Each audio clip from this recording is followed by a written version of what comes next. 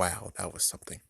Anyways, I'm here to talk about Five Nights of Freddy. Three facts that could actually be true that can rip this whole entire theory wide open, or just be called you're a stupid moron. Anyways, let's get on with it. So, first things first is let's go with the one that's pretty interesting. Is Springtrap is Scarecrow. That's what I'm gonna name it. Springtrap is Scarecrow. So when it comes to Springtrap here, like the original Springtrap, not the one that apparently shows up again, I don't know.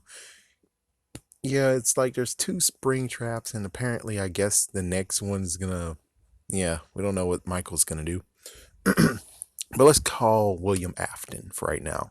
Because there's another theory that says that it's Michael who's in the suit, which I'm like, uh I mean, there's a interesting one that I'm going with, and there's one that's really completely twisted and crazy that I'm like, we could take a little pieces of it, but the thing is that both of you didn't get to the next one that I'm going to talk about in a minute.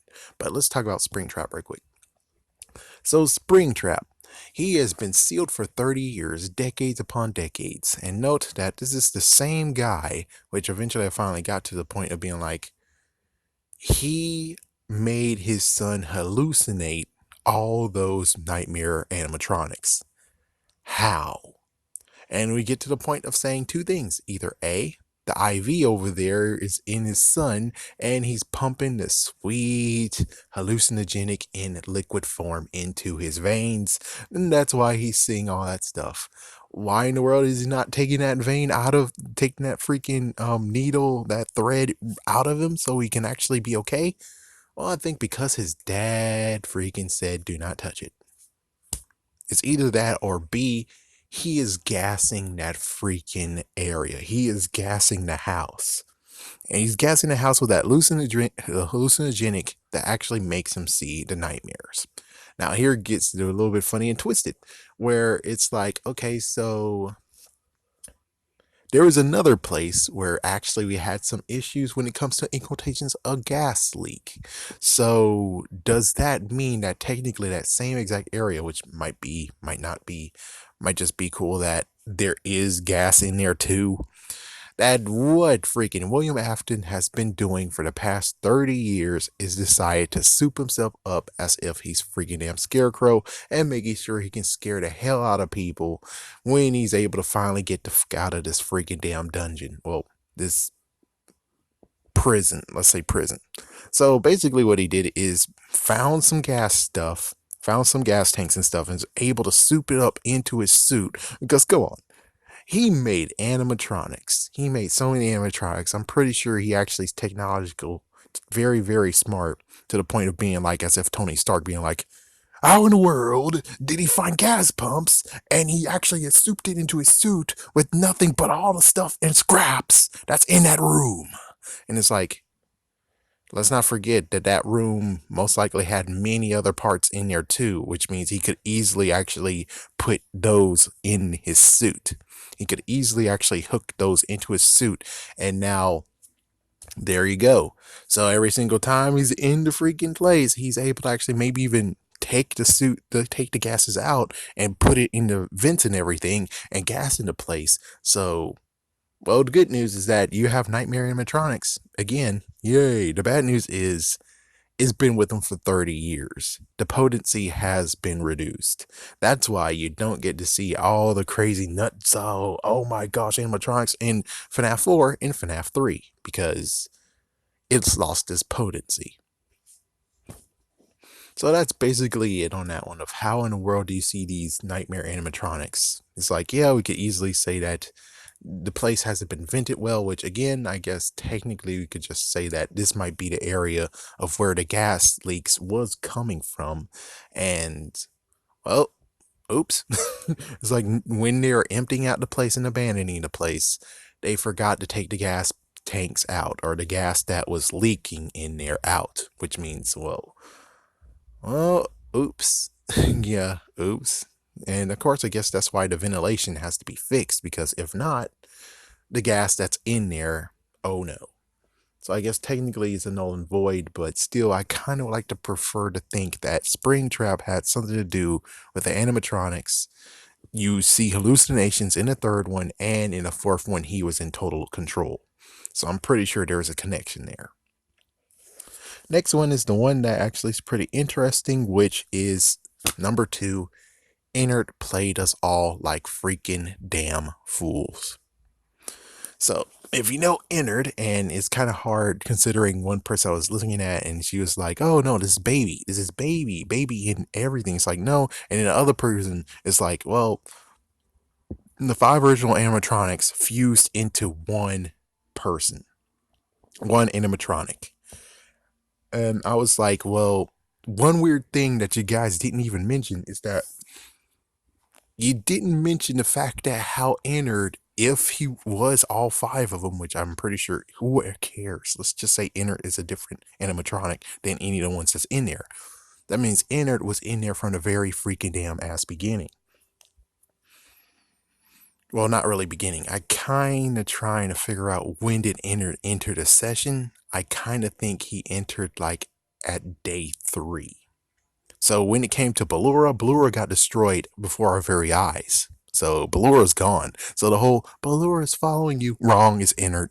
Ennard was stalking your ass just to make sure you go the right way, and had to add that scare factor just in case, because, well, if you go the wrong way, aka go to the private room, Ennard's gonna jump your ass and kill you because he wants your damn body.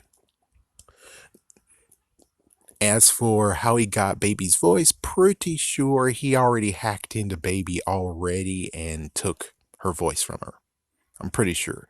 It's like the first bit of it was her talking, and then eventually, I'm not sure. That's where it's like Ennard took her voice. We don't know when, but he took her voice. Basically, maybe even when it came to the whole take that piece out. It's like, yeah, take that piece out so I can still remember or something. I guess if we actually remember correctly, is maybe, just maybe, Ennard is kind of still a good guy, and Ennard does know that Baby has someone inside of her. So that little chip we took, that was actually Baby. So eventually she can become Scrap Baby. And there you go, problem solving the whole. But her body got freaking damn destroyed. How the frick is she still freaking alive if she got destroyed? Her body is gone. Gone. Gone. But yet she's still around when it came to the pizzeria simulation.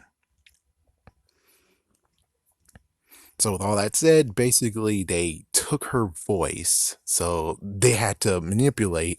So basically, as soon as we had to go to Baby and it's like, I need help, I need to be saved, to save the good part of me, and blah blah blah. That was actually Ennard in the room, actually acting as Baby to save her behind, even though I guess technically he doesn't have fingers and stuff, so he's able to rip out her freaking vocal cords, but not able to take out the piece to save her ass.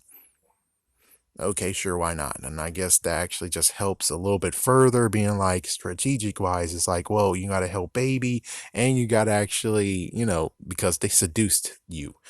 They seduced the crap out of you. Who knows if maybe Ennard actually told Baby everything that she needed to do, and you get some time to ad lib.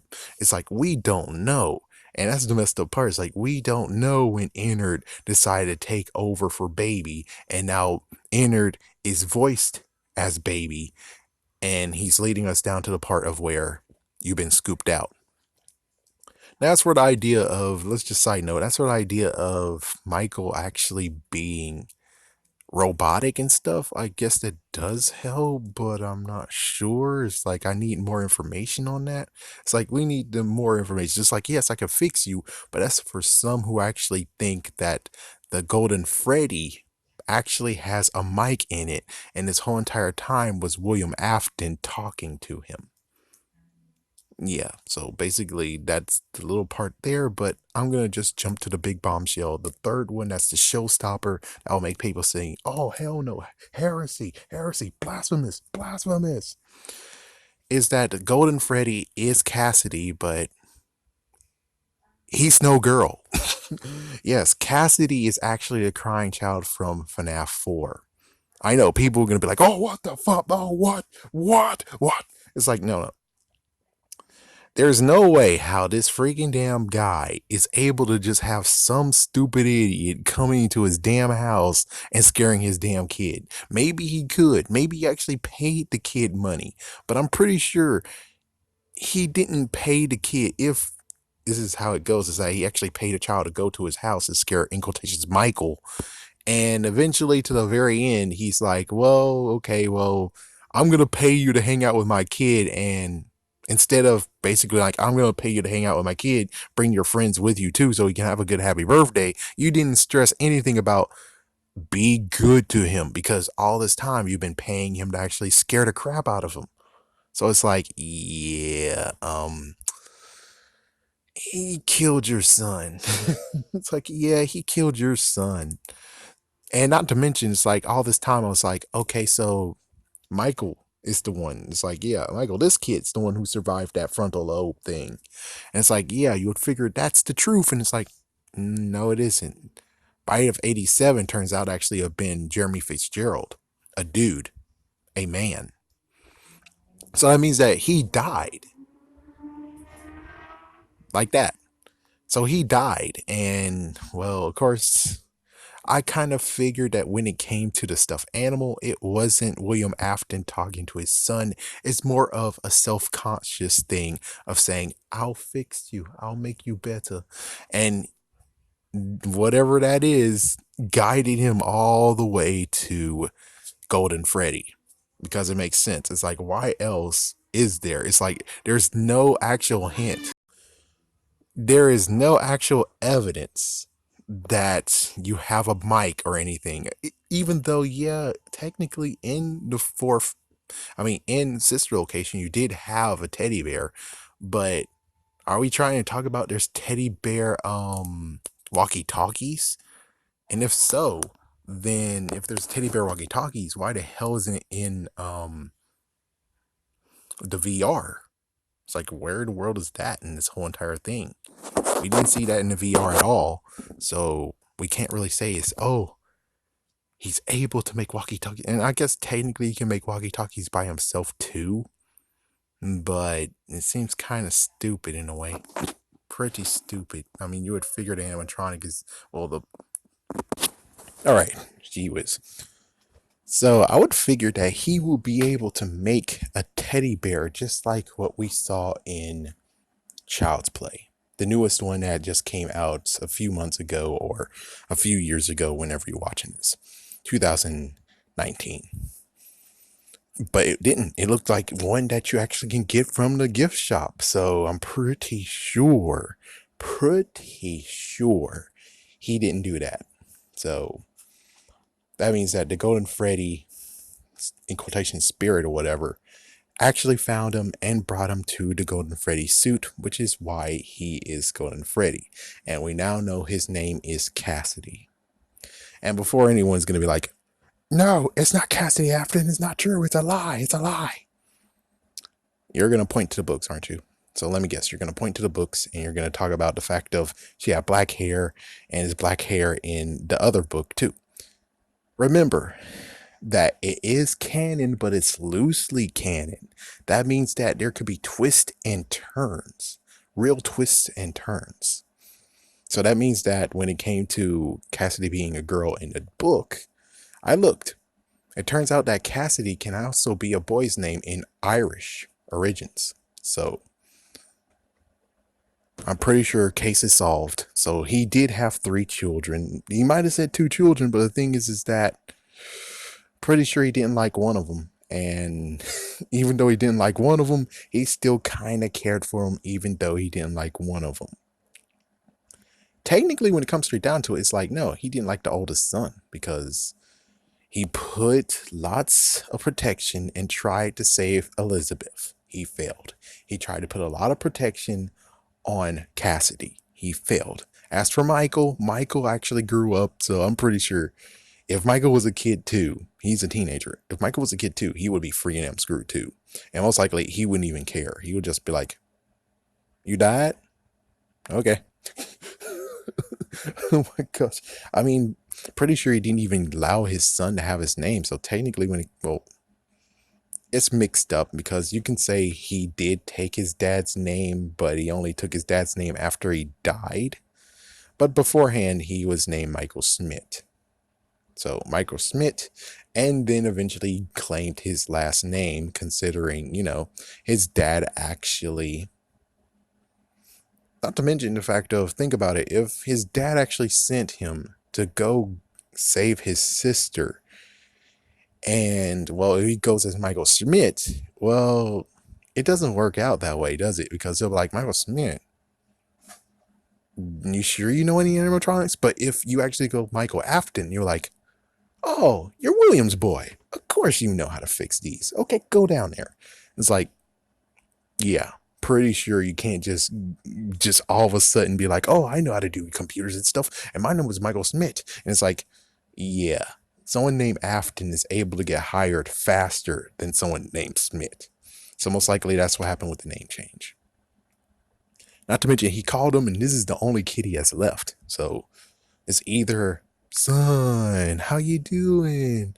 I got a favor to ask you, versus, oh yeah, and don't forget that it's actually in different timelines and stuff like that. So yeah. Anyways, it's like, son, I got something to ask you. And it's like, what do you want, Dad? It's like, yeah, so your sister, she might be alive, and I need you to go check that out. That's how it goes down. But anyways, I'm pretty sure that we got Cassidy Afton. It's a boy, not a girl. It's a boy. Go ahead, start going downstairs and yelling at me, but still, it's like, it makes perfect sense, because what else will that boy do? His story is nothing. Not to mention, we got two situations here. A, we allowed the boy who got scared and bitten, even though only one of them lived, I think. It's like, yeah, let's say Jeremy died. Okay, let's say Jeremy died, and in quotations, Michael survived it. Okay, then where's his older brother? I mean, the older brother, that older kid, has to be somewhere. It's like, we're just going to write him out? Really? And then we go with the three children, where it's like, okay, the oldest son does have something, and the youngest son actually followed the same pathway as his sister. So technically, every single Afton is freaking screwed over. William Afton stuck in a Springtrap suit. Michael got scooped out and somehow went to another Spring Bonnie suit, I guess. I'm not sure. I think technically, no, he just died. Elizabeth, stuck in baby, got freed later on. And then we have Cassidy just still hidden somewhere. Yeah, just still hidden somewhere. Who knows? It's like, maybe if Fnaf 3 continued on and they're like, oh, we're still going through many more stores or establishments, they would have found Cassidy. But for right now, we don't really know for sure. But at least the thing about the whole, you shouldn't have killed him, it's like, yeah, and that's the real messed up part, is the one that you shouldn't have killed. Well, technically, isn't that true about both of them? Elizabeth, technically, you shouldn't have killed her, because now since you killed her, your other older son just died because of it. Good job, idiot. And as for freaking Cassidy, pretty sure at the very end, he gets told the truth. It's like, come on, he gets told the truth. I'm going to help fix you. Meaning, if I'm going to help fix you, I'm going to tell you everything that happened. Meaning that your dad, he scared the crap out of you.